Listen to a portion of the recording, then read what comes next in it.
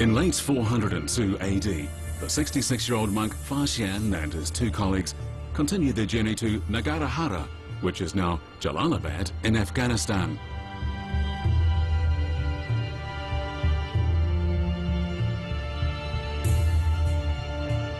Legend has it that in the mountains of Nagarahara, there's a rocky cave in which the shadow of the Buddha is visible.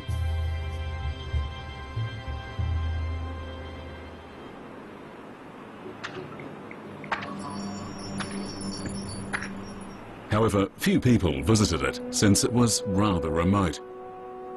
Xian made the trek to the cave to see the shadow of the Buddha. In the solitude of the cave, Xian was overcome emotionally by his devout belief in Buddhism. 离此度稍远些观察，如同佛陀真容的影像便清晰可见。佛陀金色的像十分鲜明而熠熠发光，感觉佛陀好像真的是在那里。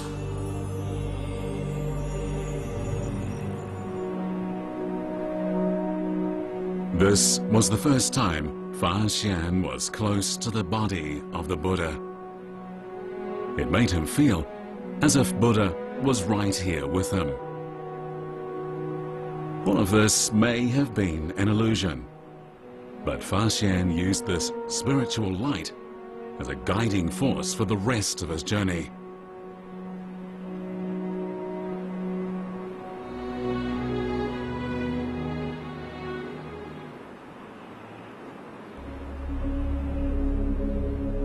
In March of the year 403 AD, Xian and his two colleagues left Nagarahara and progressed southwestward into India.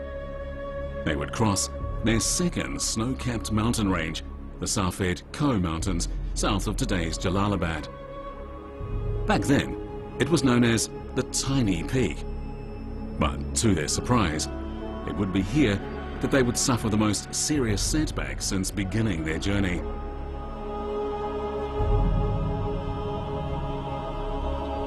When the three of them reached the north side of the mountain, they were struck by a fierce gale.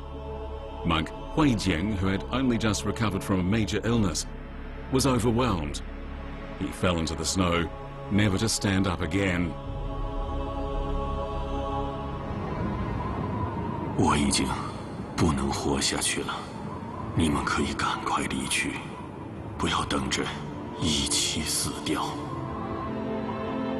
取经的愿望还未实现，你却早早往生，命运为何如此作弄人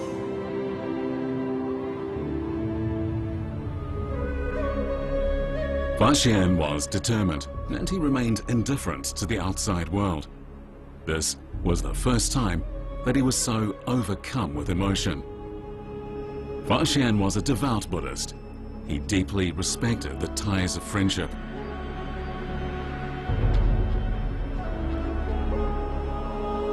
However, the situation on the mountain didn't seem to trouble him. After burying Huijing, Xian and Daozhang continued their journey across the tiny peak into central India. It was in central India that Buddhism began.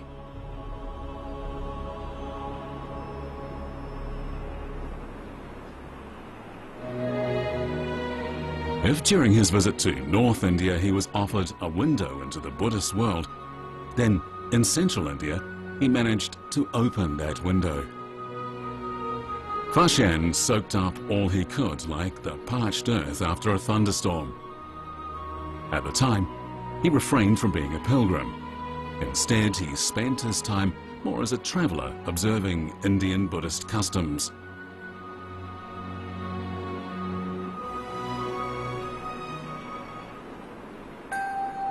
Xian wrote about India as follows.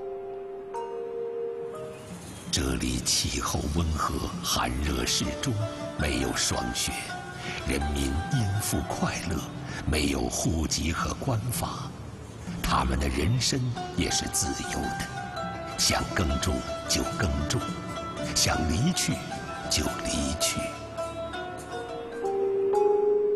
According to Xian, this place was paradise.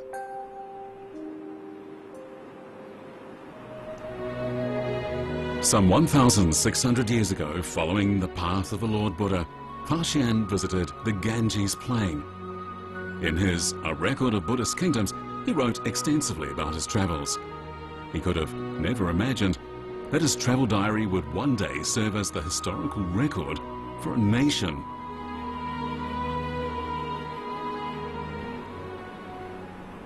Ancient Indians created a splendid civilization, but their emphasis on the spirit led to an indifference to real life, and as a result, they failed to keep a written history. The travel diaries of Xian, Xuanzang, and other foreign visitors became some of the only snapshots of life during this time.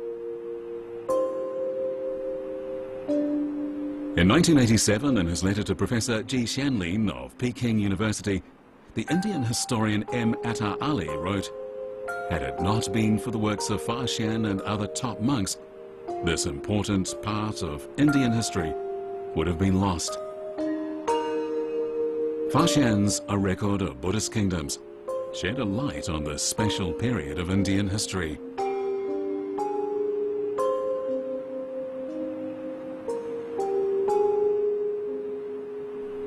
After a year's travel, in the year 404 AD, Xian arrived in Kapilavastu, the birthplace of Shakyamuni. Kapilavastu is now located in Nepal. Xian believed that only in Lord Buddha's hometown would he be able to find the complete sutras. However, when he arrived, he could see that the glory days of Buddhism had long since gone. "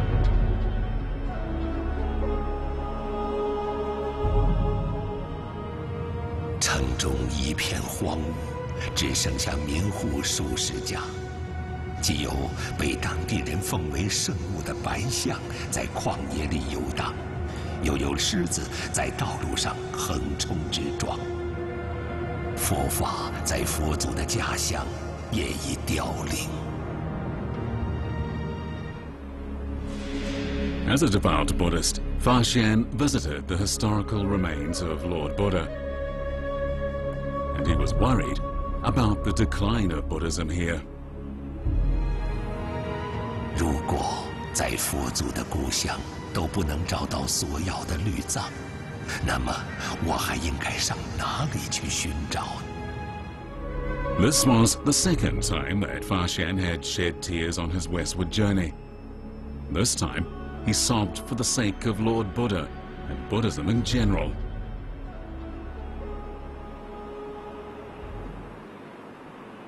In the spring of the year 405, Xian was sad and he moved south across the Ganges, arriving in Pataliputra.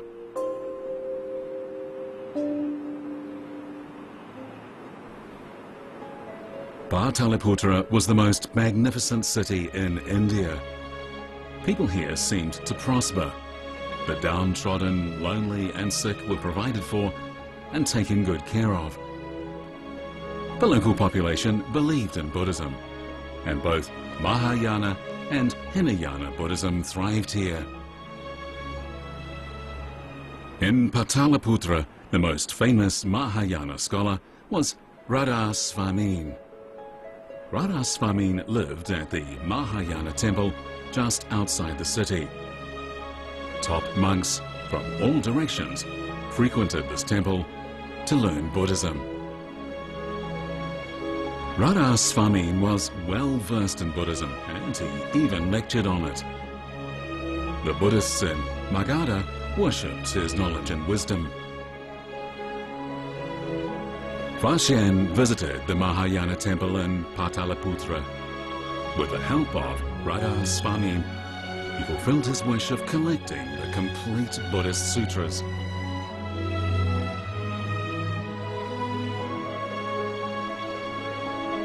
In the 3 years from 405 to 407 AD, Xian lived at the Mahayana temple in Pataliputra.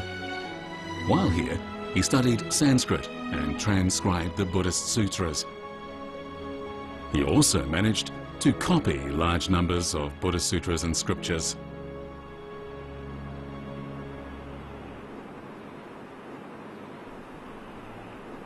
In 5th century India, papermaking and printing had not yet been invented, so scriptures were written on palm leaves. This is why they're known as palm leaf scriptures. The palm leaf scriptures available now show that they were carved with fine iron pens directly onto the leaves. Copying scriptures like this, however, was challenging and time-consuming work.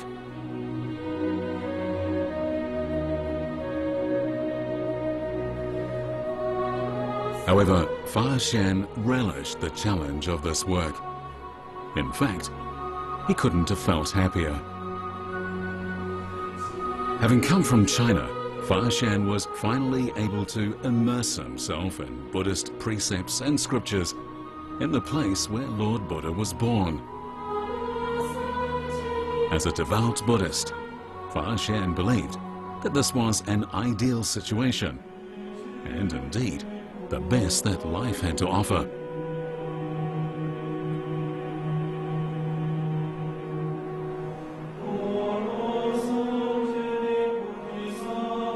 As time passed, Xian acquired a deeper understanding of Buddhism and had managed to copy all of the Buddhist precepts and scriptures that were available.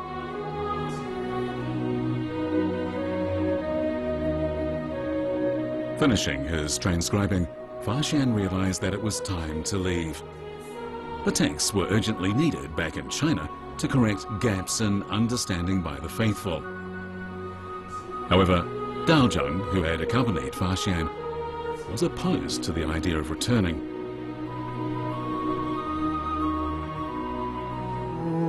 "中途众僧戒律残缺不全，此地沙门戒法严整，唯以庄严可观。我永远不想再回去了。老师，请你也别回中途了。人各有志，发现正是为中途僧人求取戒律而来。若不将此律传回故国，我中途佛法将如何发扬光大？" Xian loved India as well, but he kept in mind why he had come in the first place.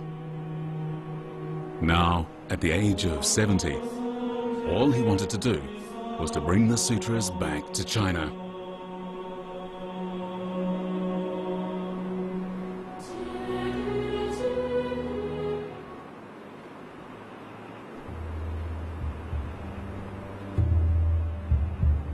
Xian realized that it would be too dangerous to return to China via the perilous route they had taken to get to India. But then, what route would he take home? Xian wasn't worried about his own life. His biggest worry was whether the Buddhist texts he was carrying would make it back to China.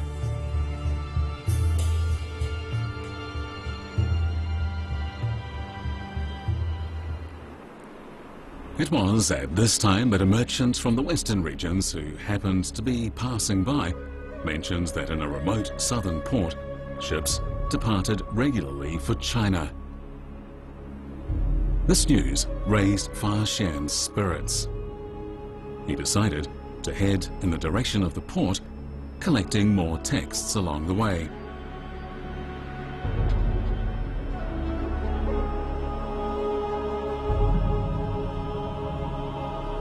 In 408 AD, Xian arrived in Tamaliti, a kingdom at the eastern end of the Ganges Delta, which is today's Tamlak of Bangladesh.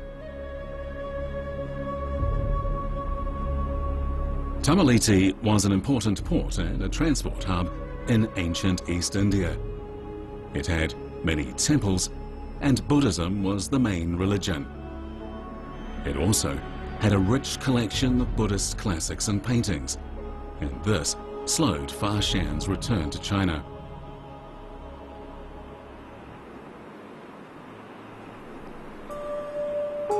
Xian longed to learn more about Buddhism, and so he stayed in Tamaliti for exactly 2 years. Here, he spent his time transcribing Buddhist scriptures and copying Buddhist paintings.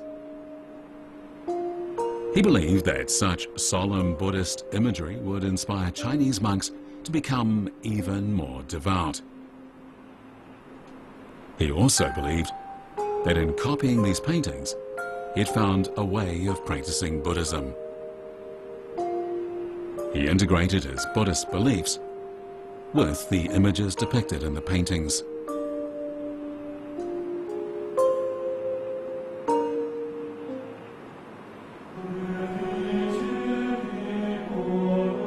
In late 409 AD, having learned how to create Buddhist paintings, Xian took a merchant ship in Tamaliti and moved southwestward to the area of today's Sri Lanka.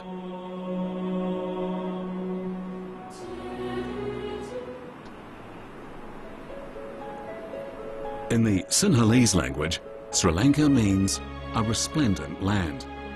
Today, it's known to many as the Kingdom of Gems and the land of Ceylon tea.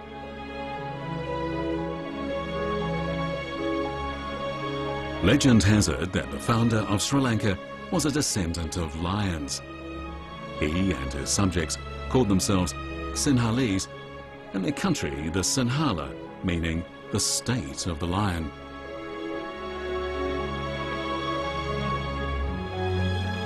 Since the time when Zhang Qian blazed a path towards the western regions and the advent of the Silk Road, the Western world increased its demand for Chinese goods. However, the Silk Road wasn't viable for large-scale transport, and it was awash in banditry. Merchants had an urgent need to create a new trade route.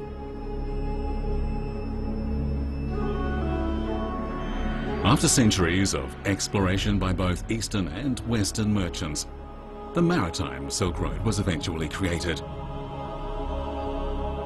This was the first time in history that the East and West were connected via an oceanic trade route. Sri Lanka was an important transit point for goods being ferried in either direction.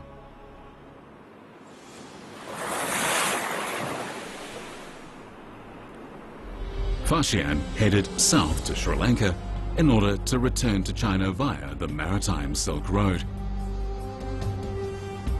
However, according to a record of Buddhist kingdoms, he ended up staying here for 2 years.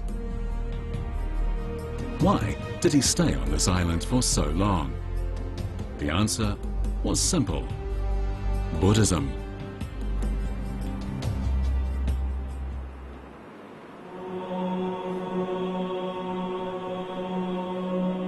Buddhism was introduced to Sri Lanka during India's Maurya dynasty in the 2nd century BC. And thanks to the support of the rulers, Buddhism thrived in Sri Lanka. Many believed that Sri Lanka was where a complete set of the Buddhist Sutras had been preserved. After all, Sri Lanka was known to be a devoutly Buddhist island.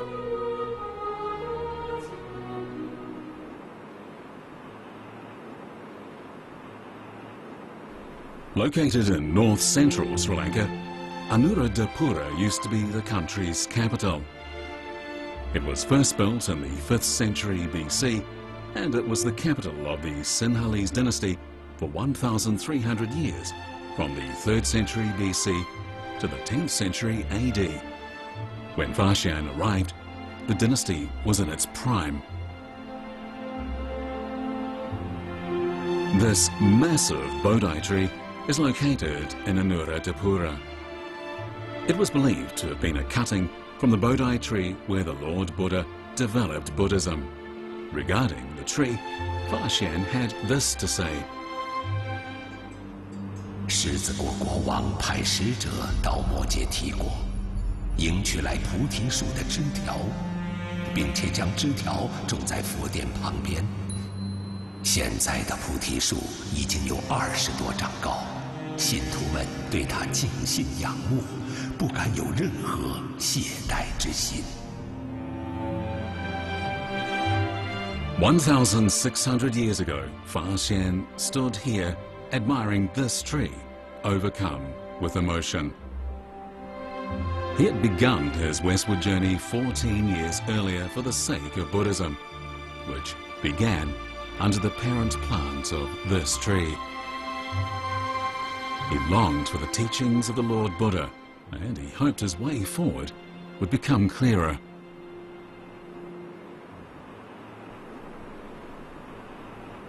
This temple is located in the northern part of Anuradhapura. It was here that Xian stayed while he was in Sri Lanka.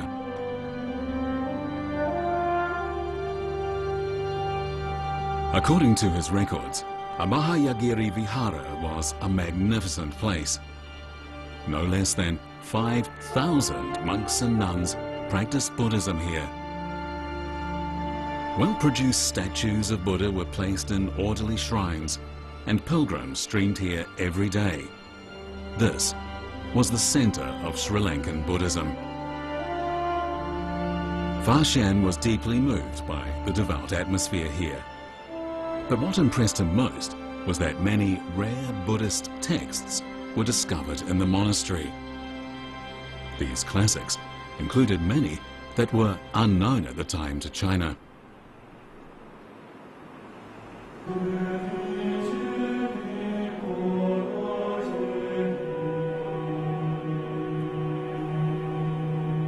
In order to study and transcribe these texts, Xian decided to stay in Sri Lanka. By this point, he was already 72, but he began to study and copy the texts day and night. He prayed for the time and energy he needed to transcribe these words imparted by Lord Buddha, as well as for their safe passage to China.